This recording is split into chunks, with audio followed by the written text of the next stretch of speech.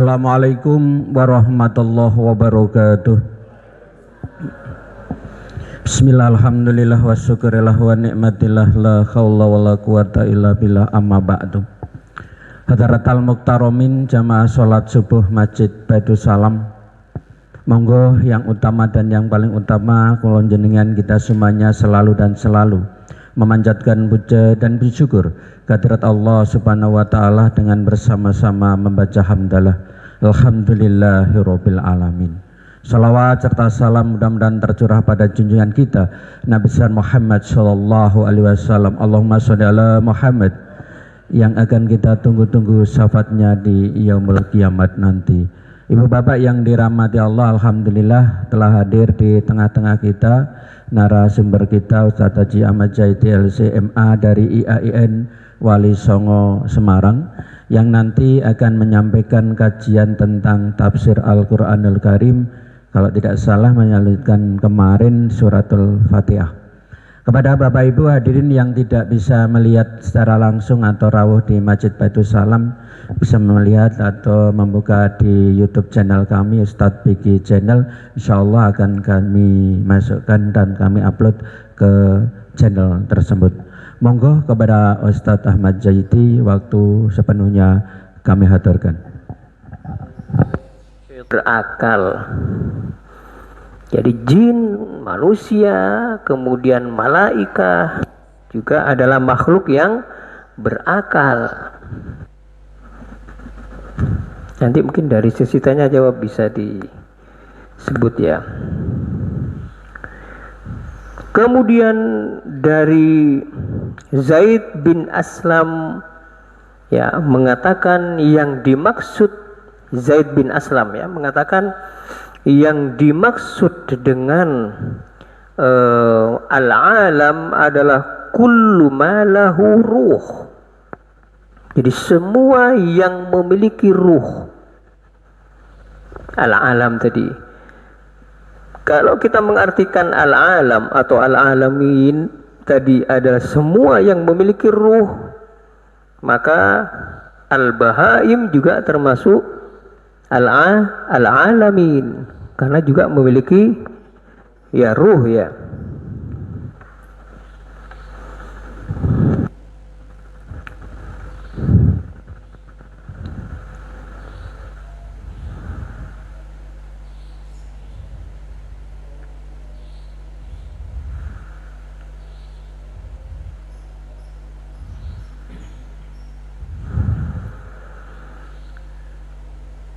Disebutkan oleh Al-Hafiz Ibnu Asakir ya di dalam autobiografi dari Marwan ibn Muhammad, salah seorang khalifah dari Bani Umayyah yang dikenal dengan julukan Al-Ja'ad. Apa Al-Ja'ad atau dan sebutan Al-Himar, bahwa dia mengatakan Allah menciptakan 17.000 alam.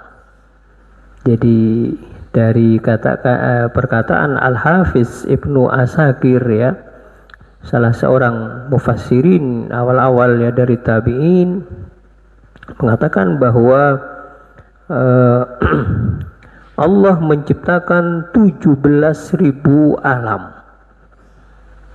Jadi kita berpikir mungkin alam ini hanya sebatas di dunia, di yang kita injak ya sekarang ya, di bumi ini ya. Kemudian dikatakan penduduk langit dan penduduk bumi digolongkan satu alam. Satu alam dari 17.000 alam ya. Sedangkan yang lainnya tidak ada seorang pun yang mengetahui kecuali Allah Subhanahu wa ta'ala. Jadi ilmuwan pun sampai sekarang belum ya apa yang mereka temukan dalam dalam penelitian mereka baru hanya sedikit dari alam semesta yang diketahui oleh mereka ya.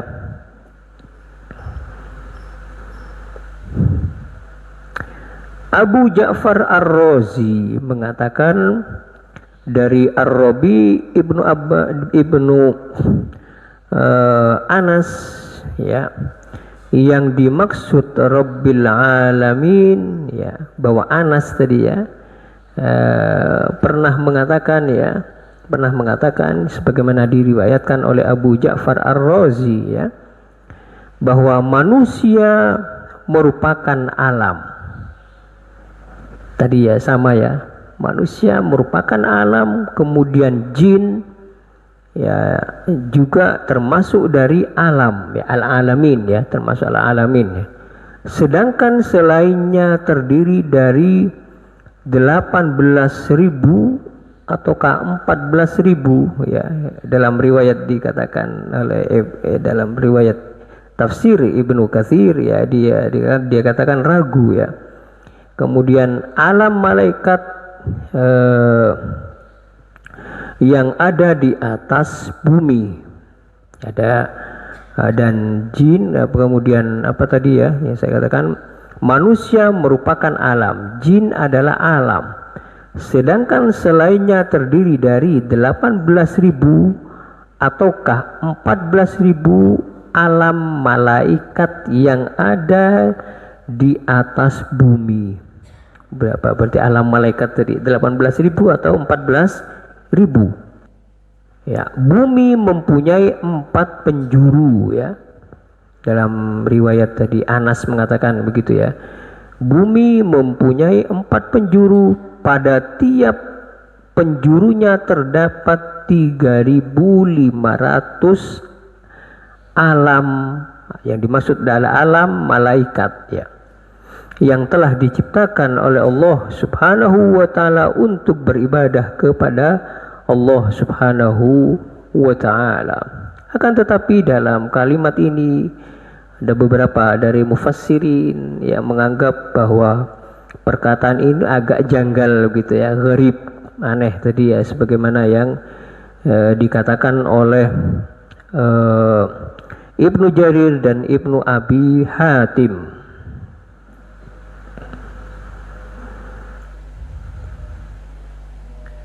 Diriwayatkan juga, ya, dari Subai sehubungan dengan Rabbil Alamin, yang dimaksud al-alamin tadi terdiri dari 1000 umat. Ya, kuliah dari perbedaan ini, ya, pendapat, ya. 600 berada di alam laut, jadi umat, ya, sedangkan 400 berada di darat. Jadi 600 tadi, ya, ya, terdiri dari 1000, maksud saya, maaf, 1000 umat tadi, yang 600 berada di alam laut, sedangkan yang 400 berada di daratan tadi. Dan beberapa riwayat-riwayat yang lainnya, ada sebuah riwayat yang dari Jabir bin Abdullah, ya. Langsung saya terjemahkan, ya. Pada suatu tahun, ya, pada tahun-tahun pemerintahan Khalifah Umar bin Khattab, belalang berkurang jumlahnya. Kemudian ia bertanya-tanya, ya, mengenai hal itu, kenapa belalang menjadi berkurang pada suatu zaman, di zamannya pemerintahan Khalifah Umar. Kemudian bertanya mengenai hal itu, tetapi tidak ada seorang pun yang menjawabnya. Maka dari penanya tadi, ya, tidak merasa puas begitu, ya. Lalu ia mengirimkan seorang pengendara kuda untuk pergi ke negeri Yaman. Ya, seorang lagi menuju ke negeri Syam, menanyakan kenapa belalang menjadi sedikit, ya. Ada seorang lagi menuju ke negeri Irak untuk menanyakan apakah ada belalang atau tidak di tempat tujuan masing-masing, ya. Kemudian datang kepadanya pengendara dari Yaman membawa segenggam belalang. Lalu utusan itu meletakkannya di hadapan Umar, ya. Ketika Umar melihatnya, maka ia kemudian bertakbir. Kemudian ya, Umar bin Khattab berkata, aku pernah, kata Sayyidina Umar, mendengar Rasulullah Shallallahu Alaihi Wasallam bersabda, Allah telah menciptakan 1000 umat, sebagaimana tadi ya, riwayat yang pertama tadi ya, 600 berada di laut dan 400 umat berada di daratan tadi. Ya, mula-mula umat yang binasa dari kesemuanya itu adalah belalang. Ya, apabila belalang musnah, maka merambat secara beruntun sebagaimana sebuah untayan kalung yang terputus. Ya, ini juga diriwayatkan di dalam tafsir Ibnu Katsir ya. Ibnu Katsir kaitannya dengan tadi umat tadi ya, ada 1000 umat tadi.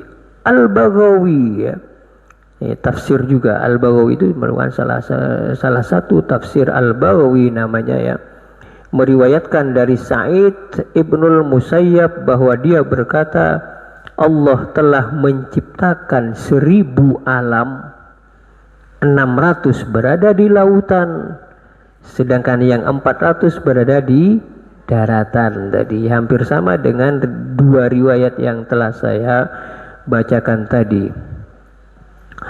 Bahkan Wahab Ibnu Munabbih mengatakan Allah telah menciptakan 18.000 alam ya, dan dunia ini merupakan salah satunya ya. 18.000 alam ya. Kemudian dalam riwayat Muqatil ya, mengatakan bahwa al-alamin yang dimaksud tadi adalah alam seluruhnya itu, kata beliau, terdiri dari 80.000 alam. Bayangkan ya, 80.000 alam ya. Tidak seorang pun yang mengetahui bilangan alam kecuali hanyalah Allah Subhanahu wa ta'ala.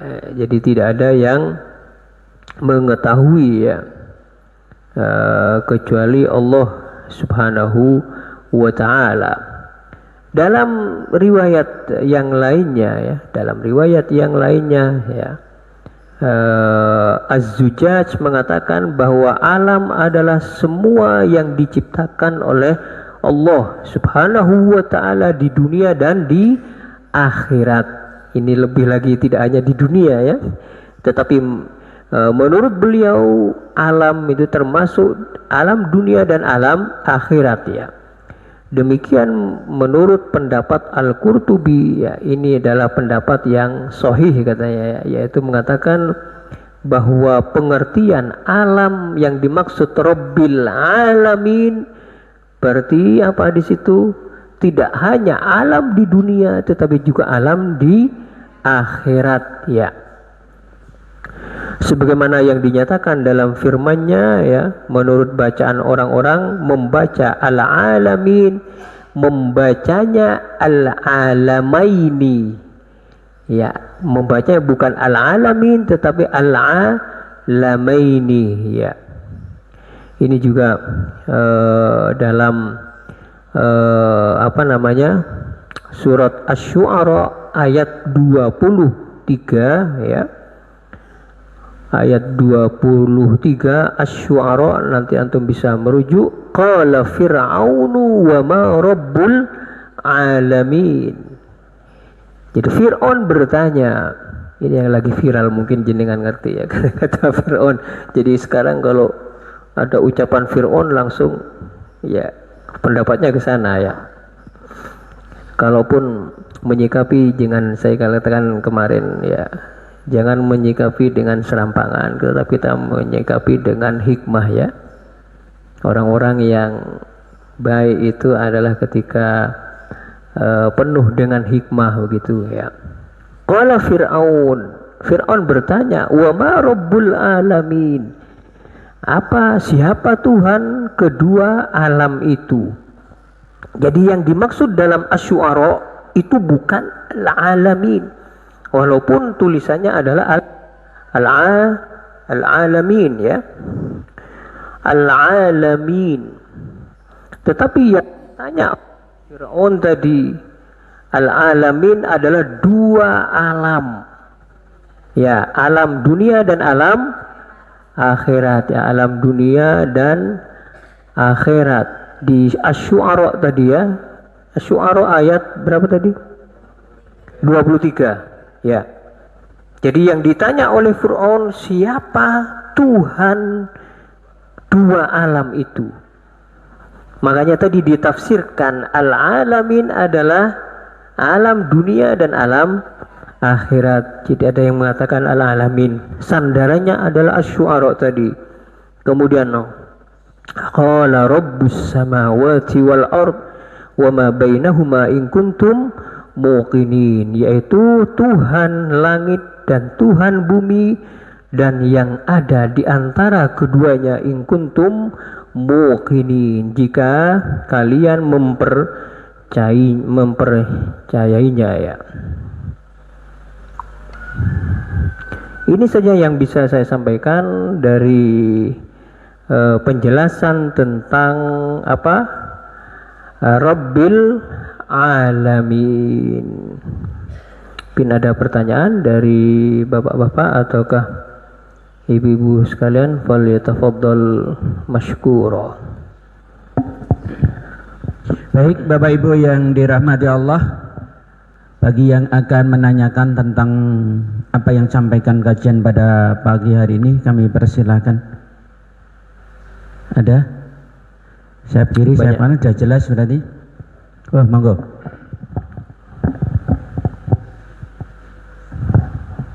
Terima kasih Pak Ustadz. Tadi dijelaskan bahwasanya Allah menciptakan 1000 umat. Yang kami tanyakan, apakah ada perbedaan antara umat dengan makhluk? Kalau memang ada, apa bedanya umat dengan makhluk? Mohon dijelaskan, matur suwun. Nah, ulama tidak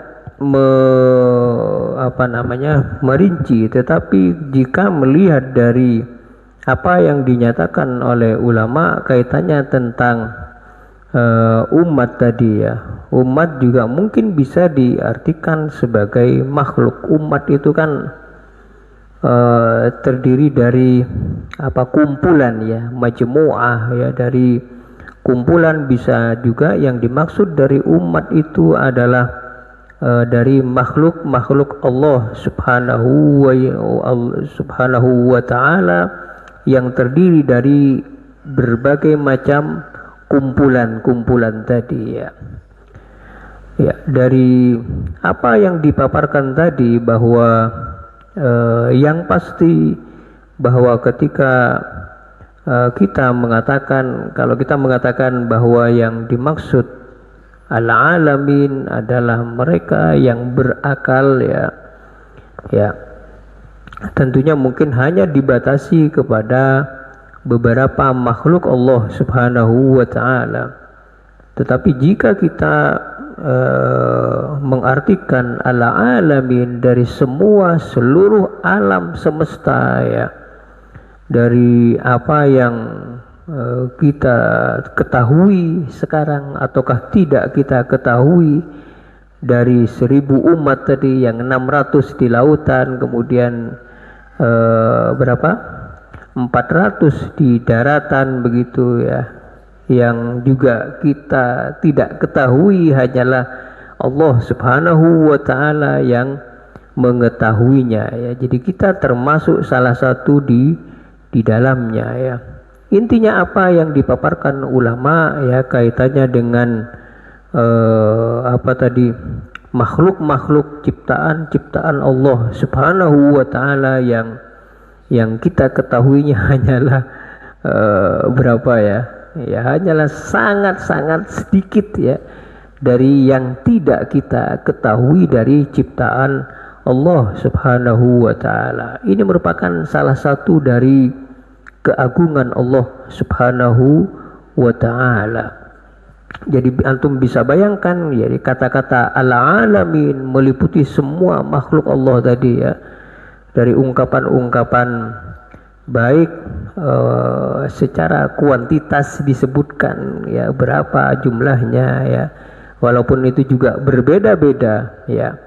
Kemudian tidak hanya entitas atau keberadaan makhluk Allah yang berbentuk umat tadi ya, tetapi juga kalangan para malaikat tadi ya, dari kelompok malaikat yang begitu sangat banyak, antara disebutkan tadi antara 18.000 atau ke 14.000, dan semua yang ada di alam semesta ini yang meliputi alam jin, belum lagi alam jin ya, kita juga ya luar biasa banyaknya ya, dan itu semua termasuk lingkupan dari al-alamin ya, Tuhan semesta alam ya. Monggo yang lainnya. Yang lain ada ibu-ibu barangkali ada yang menanyakan. Cukup. Monggo. Riwayat dijelaskan bahwasanya yang dimaksud percakapan antara Jibril sama Nabi Muhammad SAW itu yang dimaksud umatku ini yang dimaksud umatnya Muhammad itu siapa itu. Tatkala diceritakan bahwasanya sebagian yang terakhir itu ada yang di neraka adalah termasuk umat dari Nabi Muhammad SAW. Nah, yang dimaksud umatku di sini adalah siapa? Kalau tadi Naam, jelas kalau dalam riwayat itu adalah kaum muslimin ya, artinya walaupun ini juga sebagian dari ulama ya, apakah kalangan jin ya juga ya, sebagian hampir ulama mengatakan mereka yang termasuk menyembah Allah Subhanahu wa taala tidak hanya dari kalangan manusia, tetapi juga jin pun itu menyembah Allah Subhanahu wa taala. Apabila kita artikan ya di kalangan jin, yang artinya dalam periode setelah Rasulullah Shallallahu Alaihi Wasallam, di mana mereka meyakini tentang nubuah kenabian Nabi Muhammad Shallallahu Alaihi Wasallam, maka juga bisa dikategorikan sebagai umat Rasul Shallallahu Alaihi Wasallam. Kecuali mungkin dari sebagian meyakini bahwa ya ada sebagian kecil yang meyakini bahwa jin itu memiliki nabi tersendiri, memiliki rasul tersendiri dengan dari kalangan mereka. Tetapi yang masyhur di kalangan ulama bahwa mereka pun juga bagi yang meyakini, karena jin juga ada yang beriman, ada juga yang ingkar kepada Rasulullah Sallallahu Alaihi Wasallam. Jadi yang dimaksud dalam riwayat bahwa Rasulullah betul-betul memiliki perhatian khusus terutama kepada umatnya, yaitu bisa juga dari kalangan jin ya. Tetapi yang dimaksud di situ adalah dari umat baginda kita Muhammad Sallallahu Alaihi Wasallam yang mengimami kenabian baginda kita Muhammad Sallallahu Alaihi Wasallam sampai hari kiamat tentunya ya. Itu menjadi perhatian khusus dari Nabi kita Muhammad Sallallahu Alaihi Wasallam. Baik Bapak Ibu yang dirahmati Allah, hanya sampai di pengunjung acara pada pagi hari ini dengan ucapan alhamdulillahirabbil alamin dan terima kasih kepada narasumber Ustadz Haji Ahmad Jayyidi LCMA yang telah memaparkan kajian pada pagi hari ini. Mari supaya pertemuan pada pagi hari mendapatkan keberkahan dari Allah Subhanahu wa taala. Kita tutup bersama-sama dengan doa kafaratul majelis.